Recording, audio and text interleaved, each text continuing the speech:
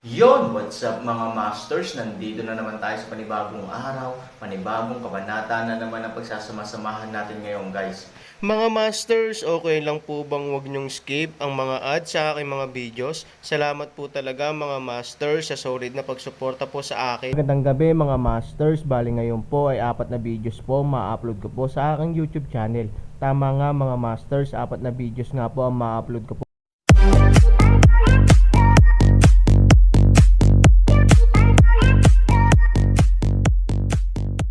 Bali mga masters, kung bago ka pa lang po sa aking YouTube channel, please click the subscribe button, lalong-lalo na po yung notification bell guys, para maging connected pa rin tayo sa isa't isa at maging updated kayo sa mga susunod ko pang video. Bali mga masters, bago natin umpisahan ng kwento ay mag-shoutout po muna tayo para sa mga solid nating tagapakinig. Shoutout kay Danilo Wamar at shoutout kay Song Lyrics. Yun na nga mga masters, no? Bali hindi na ito patagalin. In 3, 2, 1, let's go! Kabanata 2276 hanggang 2280. Mukhang nahihiya si Chen Tixen. Dati, wala siyang pakialam sa itsura ni Huang Xiaoyong. Ngunit ngayon, ang pamilyang Chen ay hindi kayang lumaban sa bahay ng Panginoon ng lungsod, at ang personal na lakas ni Huang Xiaoyong ay mas mataas kaysa kay Chen Tixen, na ginagawang hindi siya kwalipikadong magulo sa harap ni Huang Xiaoyong. Huang Xiaoyong, ang bagay na ito ay walang kinalaman sa iyo. Sabi ni Chen Tixen. Napasimangot si Huang Xiaoyong na hindi nasisiyahan, pumunta kay Chen Tixen, at sinabing, anak ako ng pinuno ng lungsod. Gusto mong pumatay ng mga tao sa aking Longyan City, ngunit sinasabi mong wala itong kinalaman sa akin. Chen Tixen, ikaw ay napakatapang. Ang lungsod ba ng Longyan ay ang lugar kung saan maaari kang kumilos ng walang ingat? Si Chen Tixen ay walang imak. Ang pagpatay ng tao ay isang bagay na bawal. Sa kaso ng walang nakakaalam, maaari niyang gawin ang anumang gusto niya. Ngunit sa harap ni Huang Xiaoyong, ang anak ng pinuno ng lungsod, kapag ginawa niya ito, siya ay magkasala ng pagkakulong. Huang Xiaoyong, ayaw mo bang mamatay ang lalaking ito? Sinabi ni Chen Tixen na noon pa ay galit na galit si Huang Xiaoyong sa Aaron, dahil ninakawan ng Aaron si Chen Yanran, kaya umaasa si Chen Tixen na gamitin ito para hikayatin si Huang Xiaoyong. Gayunpaman, matagal ng ideya ni Huang Xiaoyong na gusto niyang mamatay si Aaron. Ngayon si Huang Xiaoyong ay Aaron's apprentice. Paano niya gustong mamatay si Aaron? Chen Tixen, the son of my lord, how can I care with a ordinary people? Siya kapatid mo, matagal na akong walang pakialam sa kanya, pero ikaw. Hindi ako sumuko sa kanya noon. I should make a magandang kalkulasyon sa iyo, sabi ni Huang Xiaoyong. Kinagat ni Chen Tixen ang kanyang mga ngipin. Alam niyang darating si Huang Xiaoyong para sa kanyang sarili. Gusto ng lalaking ito na ipahayag ang kanyang masamang espiritu sa nakaraan. Sinamantala lang niya ang pagkakataong ito. Huang Xiaoyong, master ka na ng Wuding Jing ngayon. Kailangan mo pa bang makipag-ayos sa akin? Sabi ni Chen Tixen. Saglit na natigilan si Huang Xiaoyong, pagkatapos ay tumangala siya at tumawa. Hahaha. Si Chen Tixen pa rin ba ang dating Chen Tixen nang ibinaba niya ang kanyang sarili para humingi ng kompromiso? Malinaw na natatandaan ni Huang Xiaoyong na nang masira ni Chen Tixen ang sitwasyon ng dalawang lampara, palagi niyang ipinagmamalaki na siya ay magiging isang tunay na malakas na tao sa hinaharap, at madalas na minamaliit si Huang Xiaoyong sa wala. Noong panahong iyon, si Huang Houyi ay papay pa rin ng 3 pamilya, kaya kahit na anak ng pinuno ng lungsod, hindi nang ahas si Huang Xiaoyong na pabulaanan ang mga sinabi ni Chen Tixen. Ngayon, ang mansyon ng Panginoon ng lungsod ay wala sa kontrol ng 3 pamilya, at ang sariling lakas ni Huang Xiaoyong ang dumurog kay Chen Tixen. Chen Tixen, hindi ko inaasahan na masasabi pa pala ng bibig mo ang mga ganyang salita, sabi ni Huang Xiaoyong. Si Chen Tixen ay matagal nang nakahanda sa psikolohikal na pagpapahiya ni Huang Xiaoyong. Kung tutuusin, ganito rin ang pakikitungo niya kay Huang Xiaoyong. Ito ay maaari lamang ituring bilang karma. Nagsasabi lang ako ng totoo. Sabi ni Chen Tixen. Tot. Napabuntong hininga si Huang Xiaoyong at sinabing, Chen Tixen, kung tama ang pagkakaalala ko, nagpapakita ka pa rin sa harap ko, na sinasabing magiging matatag ka balang araw, ngunit ngayon ay tila ipinagmamalaki mo ang isang medyo, mayroon akong 5 ilaw, at nasa 2 ilaw ka pa rin. Laging iniisip ni Chen Tixen na ang kanyang mga pagsisikap ay hindi nagantimpala, at si Huang Xiaoyong ay swerte lang, kaya hindi siya kumbinsido. Matapos marinig ang mga salita ni Huang Xiaoyong, mas hindi nasiyahan si Chen Tixen, ngunit kailangan niyang magpigil, dahil umaasa rin siyang matutulungan siya ni Huang Xiaoyong na ipakilala ang master. Sabi ko magiging matatag ako balang araw, pero hindi papanahon, pero hindi ko naman sinabing hindi ka magiging matatag diba? Sabi ni Chen Tixen. Naiinip na tumingin si Huang Xiaoyong kay Chen Tixen at sinabing, huwag mo akong paglaruan ng salita. Ayokong kainin ito. Isama mo ang mga tao mo at umalis ka rito. Kung mabangga kita ulit at problema sa Longyan City, hinding-hindi ko pababayaan ang pamilya ni Chen. Mabilis na tumango si Chen Tixen at kinuha ang kanyang mga katulong. Wala siyang lakas ng loob na manatili. Kahit na gusto niyang patayin si Aaron, si Chen Tixen ay walang lakas ng loob na lumaban sa harap ni Huang Xiaoyong. Pagkatapos ng lahat, ang lungsod ng Longyan ay nasa ilalim na ngayon ng kontrol ng opisina ng master ng lungsod. Alam ni Chen Tixen kung ano ang mangyayari kung tama sila ni Huang Xiaoyong. Pagkaalis ni Chen Tixen at ng iba pa, dumating si Huang Xiaoyong sa Aaron. Guro, napakabulag ng taong ito kaya nang ahas siyang guluhin ka. Kung hindi ako dumating sa oras, patay na siya ngayon.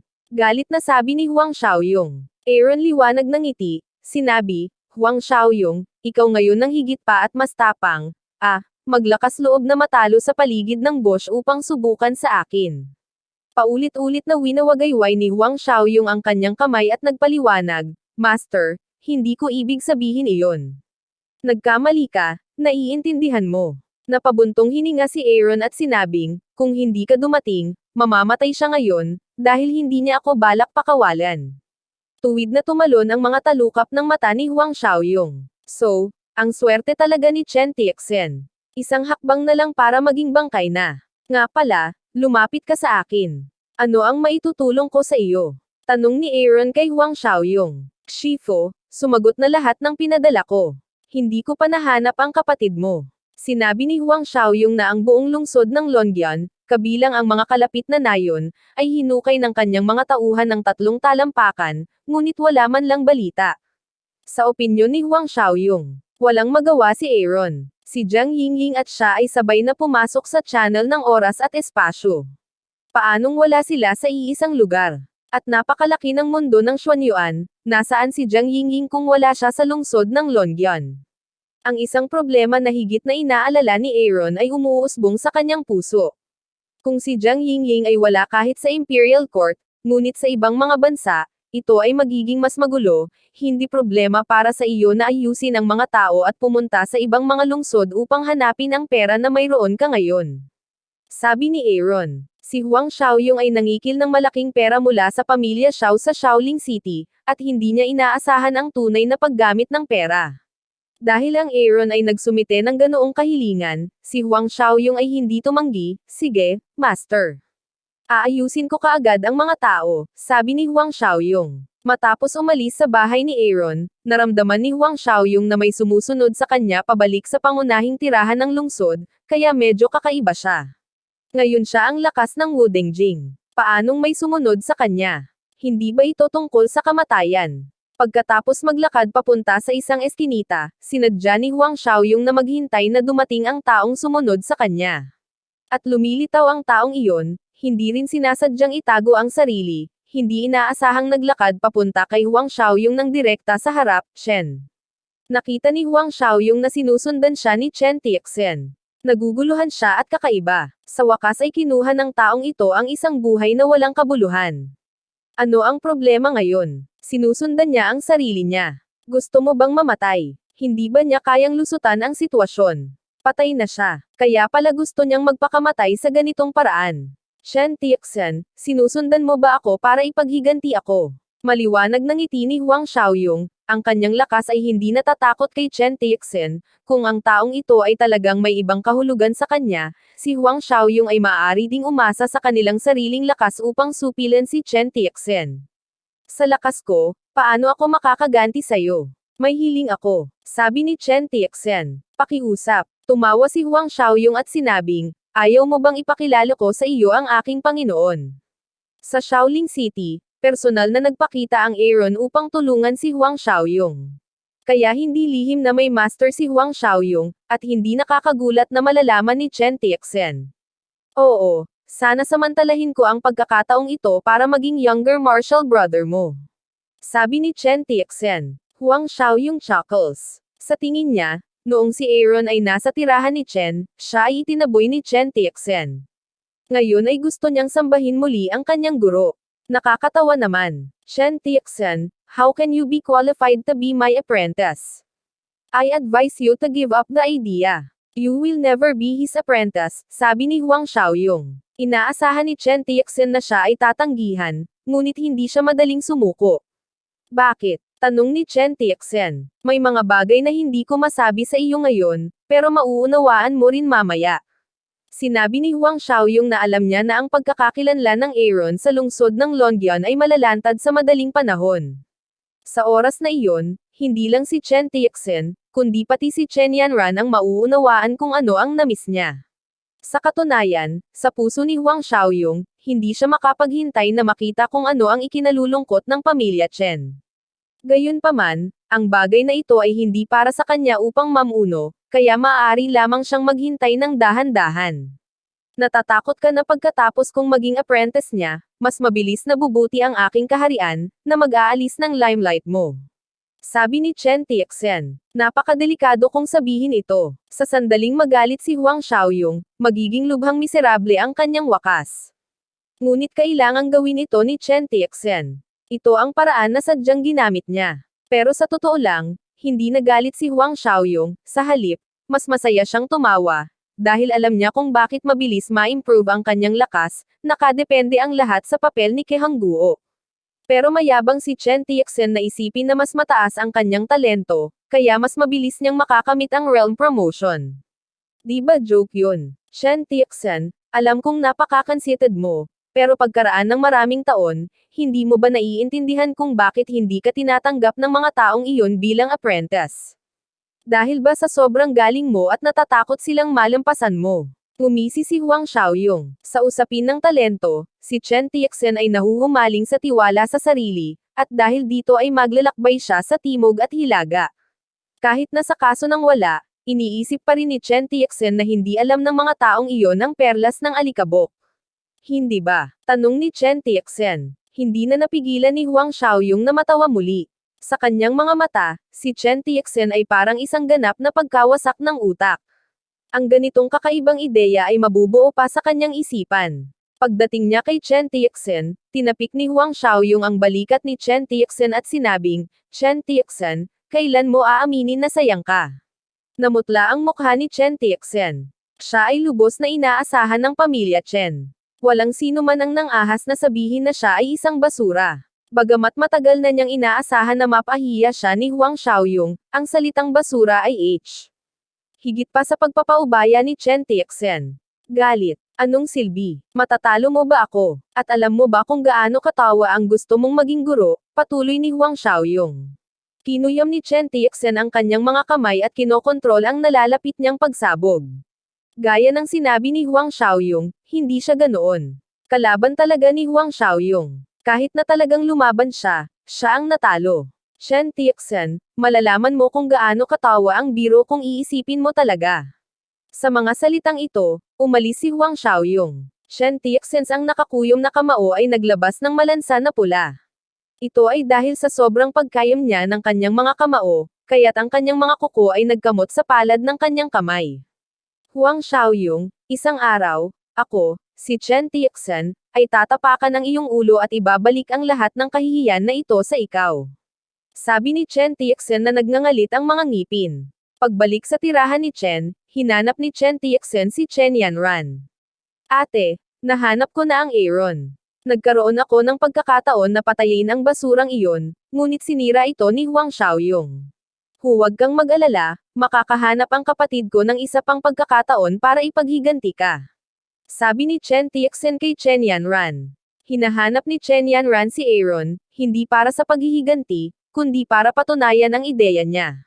Ngayon marinig ni Chen Tiexen na gustong patayin si Aaron, hinayaan nito si Chen Yanran na agad naguluhin ang Diyos. Kuya, ano ang ginawa mo para masaktan siya muli? Tanong ni Chen Yanran. Ma-offend siya. Magagamit ba natin ang salitang, offend, para turuan ng leksyon ang basurang iyon? Ngumiti si Chen Tiexen, at sinabi, Ate, sa katayuan ng pamilya ko Chen, natatakot ka pa ba na hindi siya magtagumpay, bakit gagamitin ang salitang offend? Parang abo ang mukha ni Chen Yanran. Gusto niyang hanapin si Aaron. Bilang karagdagan sa pagpapatunay sa kanyang ideya, umaasa siyang mapagan ang relasyon ni Chen Jia at Aaron. Ang hitsura ni Chen Tiexen ay halatang tumitindi ang puot sa pagitan ni Chen Jia at Aaron, na hindi ang resulta na gusto ni Chen Yanran. Kuya, nasaan siya? Makikita ko siya sa personal. Sabi ni Chen Yanran, Ate, huwag kang mag-alala. Ibabalik ko ang katawan niya sa bahay ni Chen. Ano ang makikita mo sa kanya ngayon? Sabi ni Chen Tiexen. Chen Yanran flustered shook kanyang ulo. Sinabi, Kuya, hindi mo maintindihan kung bakit gusto kong hanapin siya. Hindi talaga maintindihan ni Chen Tiexen ang dahilan na ito. Pinilit niyang isipin na maaaring may nagawang mali si Han Sanchen kay Chen Yanran, kaya kamakailan ay gusto ni Chen Yanran na hanapin si Han Sanchen, hindi kasing simple nang iniisip natin ang Aaron. Hindi na siya kayang saktan ng pamilya Chen, sabi ni Chen Yanran.